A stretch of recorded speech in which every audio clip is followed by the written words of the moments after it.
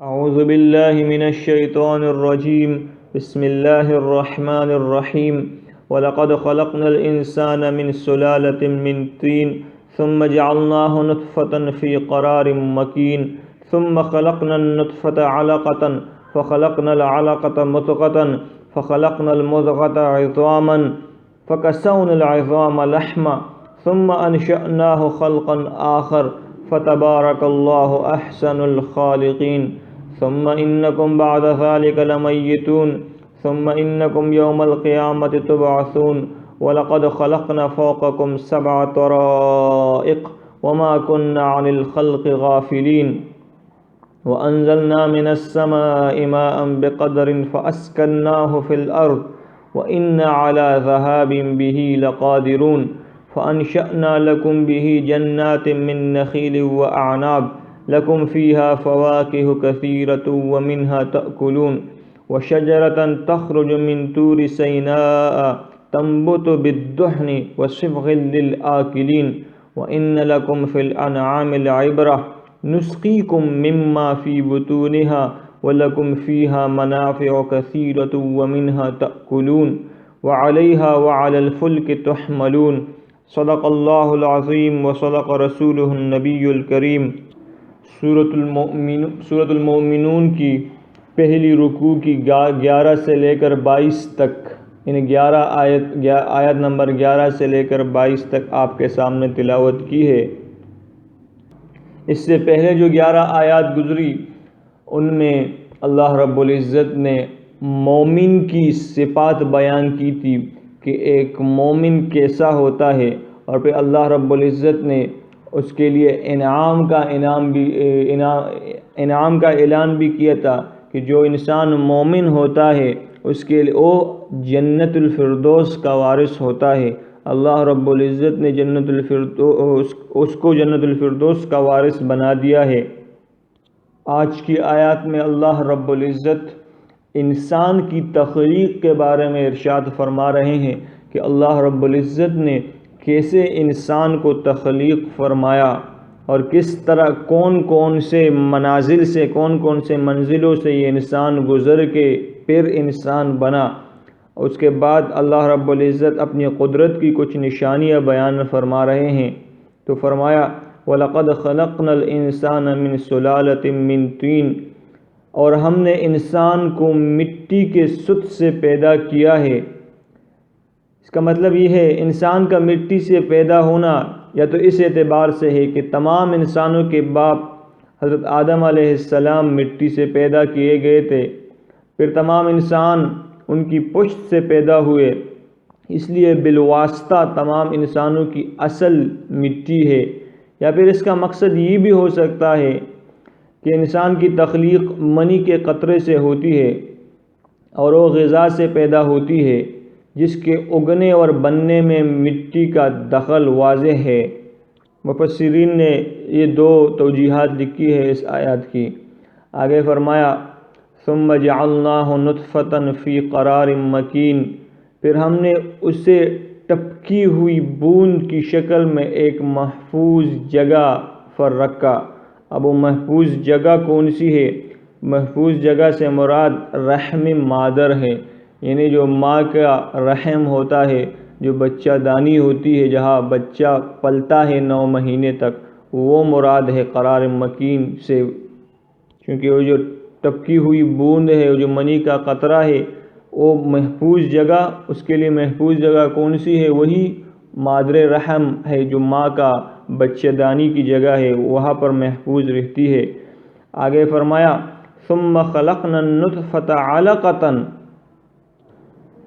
فرمایا پھر ہم نے اس بوند کو جمے ہوئے خون کی شکل دے دی. یعنی وہ جو منی کا قطرہ تھا، اللہ رب العزت نے پھر اس کو جمے ہوئے خون کی شکل دے دی. آگے فرمایا فَخَلَقْنَا الْعَلَقَةَ مُضْغَةً، مطلب پھر اس جمے ہوئے خون کو ایک لوتڑا بنا دیا. یعنی گوشت کا پہلے تو وہ تھا ایک بوند تھی، پھر اس کو جمع ہوا خون بنا دیا، پھر اس کو ایک لوتڑا بنا دیا.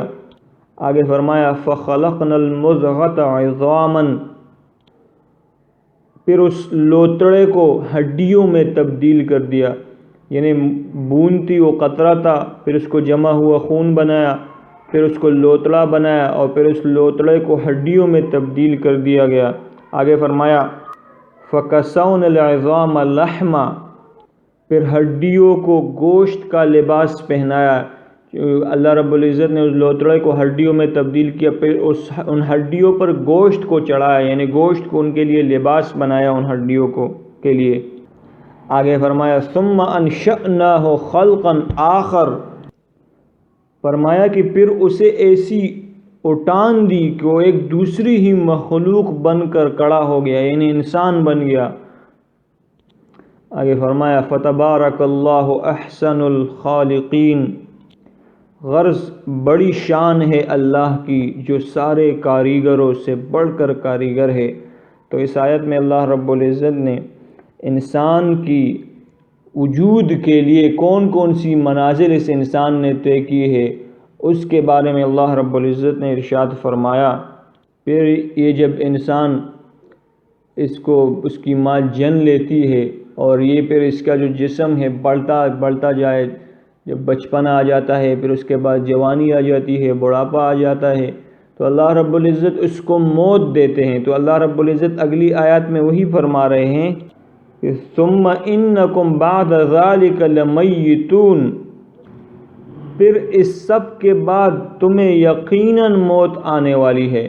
یعنی اللہ رب العزت نے اتنے مراحل تمہارے پیدائش میں گزرے، تم پیدا ہوئے، پھر بچپن آیا، بڑھاپا، جوانی آئی، جو آیا نہیں آیا، لیکن تم پہ یہ مراحل جو گزرے تمہاری پیدائش کے، اس کے بعد اللہ رب العزت تمہیں موت بھی دیں گے۔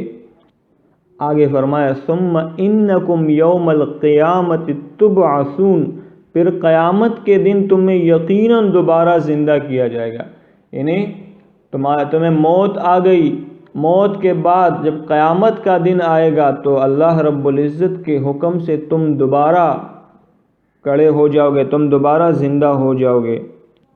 آگے فرمایا وَلَقَدْ خَلَقْنَا فَوْقَكُمْ سَبْعَ طَرَائِقَ وَمَا كُنَّا عَنِ الْخَلْقِ غَافِلِينَ، اور ہم نے تمہارے اوپر 7 تہ بر تہ راستے پیدا کیے ہیں اور ہم مخلوق سے غافل نہیں ہیں۔ یہاں آسمانوں کو تہ بر تہ راستوں سے تعبیر کیا گیا ہے، کیونکہ اللہ رب العزت کے فرشتے انہی آسمانوں سے آتے جاتے ہیں، اور یہ جو فرمایا گیا ہے کہ ہم اپنی مخلوق سے غافل نہیں ہیں، اس کا مطلب یہ ہے کہ ہمیں خوب معلوم ہے کہ ہماری مخلوق کی ضروریات کیا ہے اور ان کی مصلحت کا کیا تقاضا ہے، اس لیے ہماری تمام تخلیقات میں ان مصالح کی پوری رعایت ہے۔ آسمانوں کا ذکر فرمانے کے بعد اللہ رب العزت نے فرمایا وَأَنزَلْنَا مِنَ السَّمَاءِ مَاءً بِقَدَرٍ فَأَسْكَنَّاهُ فِي الْأَرْضِ، اور ہم نے آسمان سے ٹھیک اندازے کے مطابق پانی اتارا، فَأَسْكَنَّاهُ فِي الْأَرْضِ، پھر اسے زمین میں ٹھہرا دیا۔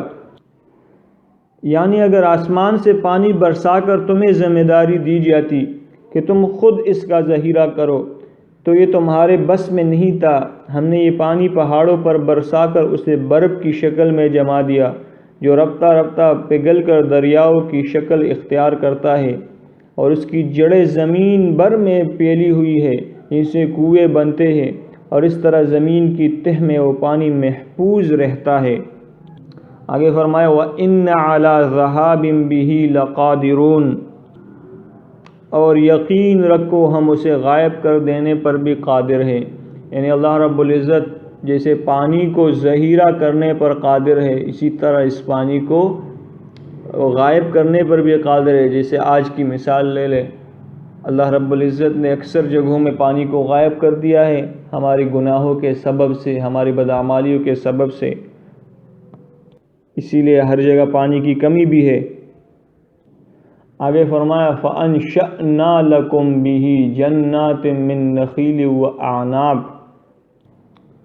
پھر ہم نے اس سے تمہارے لیے کھجوروں اور انگوروں کے باغات پیدا کیے۔ لَكُمْ فِيهَا فَوَاكِهُ كَثِيرَةٌ وَمِنْهَا تَأْكُلُونَ، جن سے تمہیں بہت سے میوے حاصل ہوتے ہیں اور انہی میں سے تم کھاتے ہو۔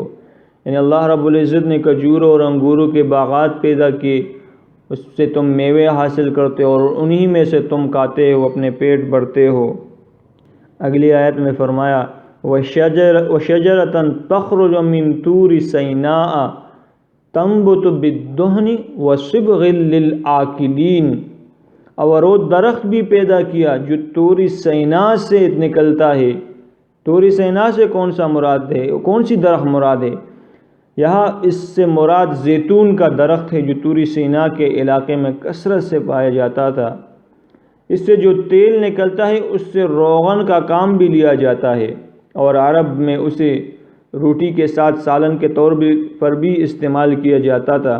اس درخت کا خاص طور پر اس لیے ذکر کیا گیا کہ اس کے فوائد بہت ہیں، اسی لیے فرمایا وَشَجَرَةً تَخْرُجُ مِن طُورِ سِينَاءَ تَنبُتُ بِالدُّهْنِ وَصِبْغٍ لِلْآكِلِينَ، اور وہ درخت بھی پیدا کیے جو طور سینا سے نکلتا ہے، جو اپنے ساتھ تیل لے کر اور کھانے والوں کے لیے سالن لے کر رکھتا ہے۔ یعنی ویسے جو تیل نکلتا ہے، اسے عرض کیا کہ عرب کے لوگ اس کو بطور سالن روغن بھی استعمال کرتے تھے، بطور سالن بھی استعمال کرتے تھے، اور اس میں اور بھی بہت سارے فائدے تھے، اس لیے خاص طور پر اس درخت کا ذکر کیا۔ اگلی آیت میں فرمایا وَإِنَّ لَكُمْ فِي الْأَنْعَامِ لَعِبْرَةً، فرمایا کہ حقیقت یہ ہے بے شک تمہارے لیے تمہارے چوپایوں یا تمہارے جانوروں میں بھی نصیحت کا بہت سا سامان ہے، عبرت کا بہت سی باتیں ہیں، بہت سا سامان ہے۔ نسقیکم مما فی بطونہا ولکم فیہا منافع کثیرۃ ومنہا تأکلون، جو دودھ ان کے پیٹ میں ہے اس سے ہم تمہیں سیراب کرتے ہیں، اور ان میں تمہارے لیے بہت سے فوائد ہیں، اور انہی سے تم غذا بھی حاصل کرتے ہو۔ فرمایا نسقیکم مما فی بطونہا، ہم تمہیں پلاتے ہیں اس میں سے جو ان کے پیٹوں میں ہے۔ اس کے پیٹ میں کیا ہے؟ دودھ ہے جو تم پیتے ہو۔ وَلَكُمْ فِيهَا مَنَافِعُ كَثِيرَةٌ، اور اس میں تمہارے لیے اور بھی بہت سارے فائدے ہیں، گوشت ہے اور بھی چیزیں ہیں۔ وَمِنْهَا تَأْكُلُونَ، اور اسی سے تم کھاتے ہو۔ وَعَلَيْهَا وَعَلَى الْفُلْكِ تُحْمَلُونَ، اور انہی پر ان جانوروں پر اور کشتیوں پر تمہیں سوار بھی کیا جاتا ہے۔ یہ تم اللہ رب العزت کے حکم سے، اللہ رب العزت کی مشیت سے جانوروں پر سوار ہو جاتے ہو، اور ساتھ میں کشتیوں پر بھی سوار ہو جاتے ہو۔ اللہ رب العزت ہمیں اللہ تعالیٰ کے جتنے بھی احکامات ہیں، حضور نبی کریم صلی اللہ تعالیٰ علیہ وسلم کے جتنے بھی سنت طریقے ہیں، اللہ تعالیٰ ہمیں عمل کرنے والا بنائے۔ تقبل اللہ منی۔